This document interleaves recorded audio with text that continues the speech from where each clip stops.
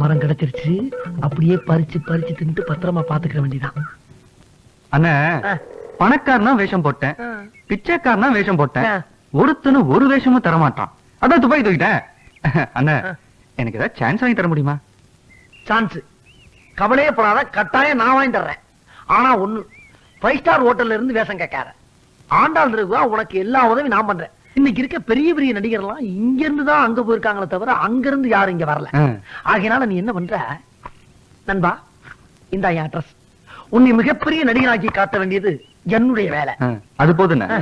நடிப்பது என்னோட வாழ்க்கை, நடிப்பது என்னோட குறிக்கோள், நடிப்பது என்னோட லட்சியம், நடிப்பது என்னோட உயிர் மூச்சு. அதெல்லாம் கரெக்ட் தான். உலகமே ஒரு நாடகம் மேடுன்னு அப்பவே ஷேக்ஸ்பியர் சொல்லிட்டு போயிட்டாரு. நாம எல்லோருமே நடிகர்கள் தான். ஆனா சம்பளம் தான் தனித்தனியா கொஞ்சம் முன்ன பின்ன வித்தியாசமா இருக்கு. அதுதான் ஏன்னு புரியல. அது சரி, அடுத்து நீங்க ஆண்டாள் தெருவுல வந்து என்னை மீட் பண்றீங்க.